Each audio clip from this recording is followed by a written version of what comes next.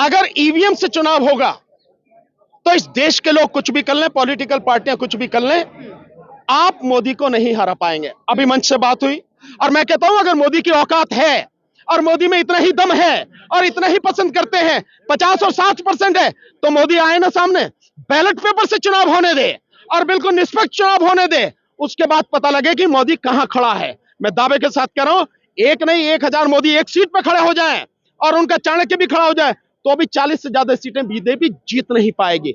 यह है, हिम्मत है तो आके दिखाए मैदान में, लेकिन हिम्मत नहीं है क्योंकि मोदी निहायत कायर व्यक्ति है। इसलिए बेईमानी से और संस्थाओं को, जो संस्थाएं इलेक्शन को पूरी तरह से अपने काबू में करके, विशेषकर इलेक्शन कमीशन काम कर रहे हैं, उसकी गुलामी कर रहे हैं, उनके माध्यम से जीत कर आता है। हिम्मत है तो आए ना बैलेट पेपर से के, तब पता लगेगी कि आप देख रहे थे जनता लाइव, मैं हूं अफसत रवीना।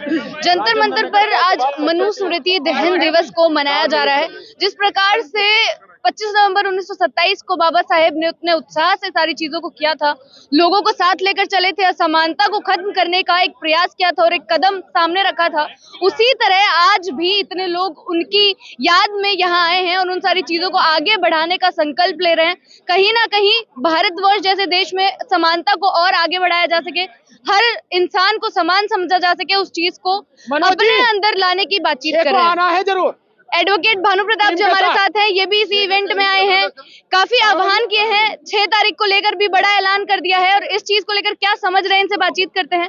तो शुरुआत तो आज के इवेंट से करेंगे, किस उद्देश्य के साथ रखा गया है ये सारे इवेंट? देखिए, उद्देश्य ये है कि 25 दिसंबर 1927 को बाबा साहब ने जो मनुस्मृति का दहन किया था, वो किसी एक पुस्तक का दहन नहीं था, वो तो सांकेतिक था।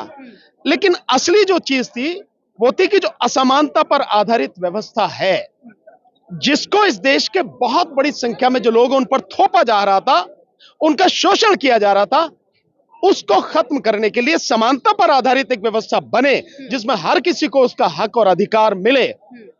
वो एक संस्कृति बाबा साहब डॉक्टर अंबेडकर ने मनुस्मृति के दहन के बाद स्थापित की, शुरू की।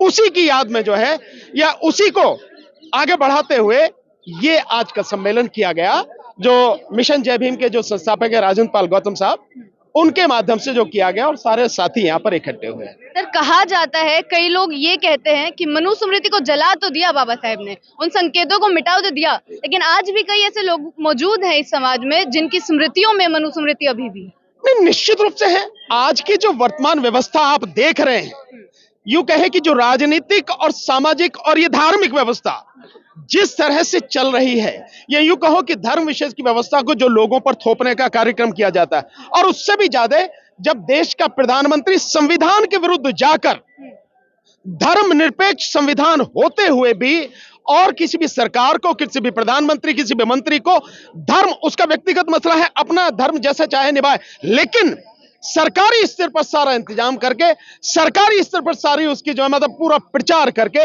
एक धर्म विशेष को स्थापित करने का काम प्रधानमंत्री कर रहा है, तो इससे बड़ा देशद्रोह, इससे बड़ा संवैधानिक द्रोह और इस जनता की पीठ में छुरा भोंकना और क्या हो सकता है। तो वह व्यवस्था लगातार है।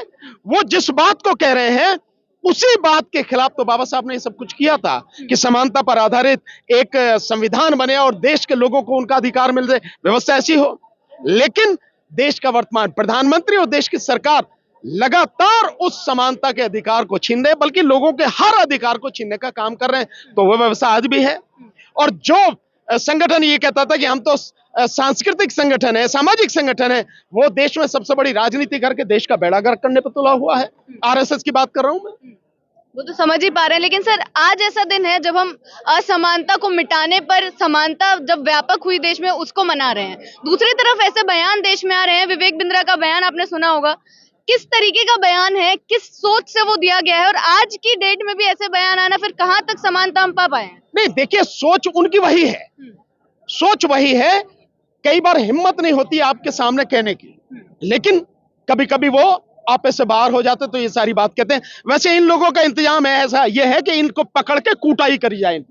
सबसे बढ़िया इनका तरीका है, जो लोग देश में इतने बड़े समाज को गुलाम करने की बात कहते हैं, उसकी बुद्धि को, उसके साहस को, उसकी योग्यता को इतने नीचे करके आंकते हैं, उन लोगों का कोई इंतजाम नहीं है। या तो आप उन्हें इग्नोर कर दीजिए या उन्हें ठोक पीट के सीधा कर दीजिए, यही है इनका इंतजाम, और कोई इंतजाम नहीं है। आपने एक ऐलान किया है सर स्टेज से, पहले भी आपसे रूबरू हुए थे 6 जनवरी को लेकर, अब तारीख भी डिसाइड हो गई है, जगह भी डिसाइड हो गई है, होने क्या वाला है 6 तारीख को? देखिए, बहुत सीधा, हमने तो बहुत साफ कह दिया, अगर ईवीएम से चुनाव होगा तो इस देश के लोग कुछ भी कर लें, पॉलिटिकल पार्टियां कुछ भी कर लें, आप मोदी को नहीं हरा पाएंगे। अभी मंच से बात हुई और आप भी देख रहे हैं, 2022 में चुनाव हुआ उत्तर प्रदेश का विधानसभा का। उस विधानसभा चुनाव में जो पोस्टल बैलेट से गिनती हुई, उसमें 309 सीटों पर, 403 में से 309 सीटों पर समाजवादी पार्टी आगे थी। लेकिन जब ईवीएम से गिनती हुई, बिल्कुल 180 डिग्री पे घूम गया सारा सब कुछ और कहानी खत्म हो गई। ठीक इसी तरह से अभी जो चुनाव हुए 5 राज्यों में, मध्य प्रदेश में 230 में से 199 सीटों पर पोस्टल बैलेट में कांग्रेस आगे थी, और उसके बाद में जो कुछ हुआ है आप देख रहे हैं, 180 डिग्री पर घूम गया और कांग्रेस का बिल्कुल एक तरह से कहां 67 पे आके खत्म हो गई। सो इस बात से बिल्कुल साफ है कि ईवीएम में घोटाला है। और वैसे भी जैसे मैंने कहा कि जब पढ़े लिखे लोग नहीं जानते, सुप्रीम कोर्ट के जजेस और नीचे तक जितने भी पढ़े लिखे वो नहीं जानते, अनपढ़ आदमी क्या जानेगा। एक बात कही जाती है कि बैलेट पेपर से बूथ कैप्चरिंग होती है, क्या बूथ कैप्चरिंग इस ईवीएम से नहीं होती है? यहां तो बैठे ही बैठे पूरे देश के वोटों को जो लूट लिया जाता है। और इसके अलावा भी आपने देखा होगा, आपके पास वीडियोस आती हैं कि एक व्यक्ति खड़ा है मशीन के पास में, दूसरा जो गरीब आदमी जा रहा बेचारा वोट डालने, उसको भगा देते तू जा, और वो वहीं खड़ा हुआ जो है वो व्यक्ति जो भाजपा का होता है वो दबा देता है, बटन दबा देता है, कहानी खत्म हो गई। ये स्थिति है आज की तारीख में। सो उस व्यवस्था से चुनाव नहीं होना जो व्यवस्था पारदर्शी नहीं है। और इलेक्शन का बहुत सीधा सा है, इलेक्शन के लिए चुनाव स्वतंत्र, निष्पक्ष और पारदर्शी होना चाहिए, और पारदर्शी चुनाव के लिए आपको बैलेट पेपर ही लाना होगा। वो किसी भी हालत में, वो पारदर्शी चुनाव जो किसी भी हालत में ईवीएम से नहीं हो सकता। सर, एक तरफ आप मोदी जी को लगातार चेतावनी दे रहे हैं, लगातार चैलेंज करते हुए दिख रहे हैं जितनी बार आपसे बात हो रही है, दूसरी तरफ बीजेपी और मोदी सरकार इतने बड़े बड़े दावे कर रही है 2024 को लेकर, सीधा सीधा बोला जा रहा है कि 50% से ज्यादा वोट लेकर आएंगे। नहीं, 50% तो एक अलग बात। आप इससे बड़ी गंभीर परिस्थिति देखिए कि पार्टी के कार्यालय में जिस समय पार्टी कार्यकर्ताओं को मोदी संबोधित कर रहा है, उस समय वो कह रहा है कि इस बार सारी सीटें जीतेंगे, सारी सीटें, यानी 543 लोकसभा सीटें। मैं समझता हूं ये इस देश के लोगों के सामने चुनौती है। इस देश के लोग इस चुनौती को कैसे लेते हैं? आज की तारीख में जिस व्यक्ति को इस देश में 85% लोग, 80 से 85% लोग किसी सूरत पसंद नहीं करते, वो आदमी ये दावा कर रहा है कि सारी सीटें जीतेगा।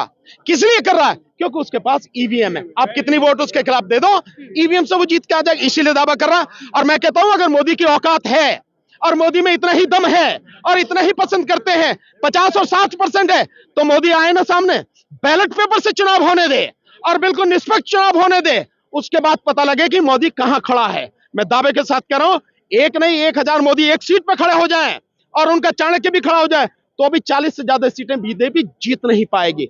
यह है, हिम्मत है तो आके दिखाए मैदान में, लेकिन हिम्मत नहीं है क्योंकि मोदी निहायत कायर व्यक्ति है। इसलिए बेईमानी से और संस्थाओं को, जो संस्थाएं इलेक्शन को पूरी तरह से अपने काबू में करके, विशेषकर इलेक्शन कमीशन काम कर रहे हैं, उसकी गुलामी कर रहे हैं, उनके माध्यम से जीत कर आता है। हिम्मत है तो आए ना बैलेट पेपर से के, तब पता लगेगी कि कहां खड़ा है। सर, इतना बड़ा आंदोलन का आह्वान जो आपने किया है, 6 तारीख को तस्वीरें कैसी निकलने वाली है जंतर मंतर? देखिए, जो आह्वान हमने किया है 6 जनवरी को यहां पर जंतर मंतर पर 12 बजे हमने देश भर के लोगों को बुलाया, यहाँ जितने भी साथी हैं उनसे भी हमने कहा है कि सब लोग आए, क्योंकि ये किसी व्यक्ति का नहीं। और दूसरा, इसीलिए जो आंदोलन है, उस आंदोलन के लिए एक संगठन बनाया गया है, ईवीएम हटाओ संयुक्त मोर्चा।